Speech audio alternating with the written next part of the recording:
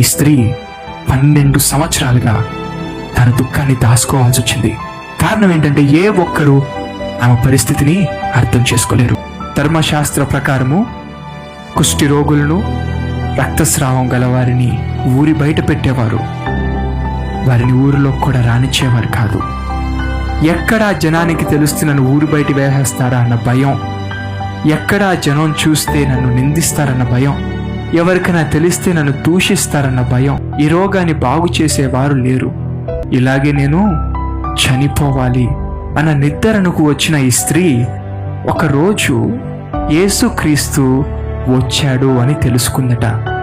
తెలుసుకున్న ఆ స్త్రీ పరిగెత్తుకుంటూ యేసుక్రీస్తు దగ్గరికి వెళ్ళి, ఆలోచించండి, ఆ సమయంలో జనమందరూ తిరుగుతూ ఉంటారు, జనమందరూ చుట్టూ యేసు చుట్టూ మోగి ఉంటారు. కానీ వారి మధ్య యేసుక్రీస్తు దగ్గరికి వెళ్ళి ఈ సమస్యను చెప్పగలదా? చెప్పలేదండి. చెప్పలేని ఈ పరిస్థితిలో హృదయంలో అనుకుందంట, ఏమో తెలుసా, యేసుక్రీస్తు చెంగు ముడితే చాలు నాకు స్వస్థత కలుగుతుంది అని ఆ స్త్రీ నమ్మింది. వెళ్ళి చెంగు ముట్టగా స్వస్థత పొందింది.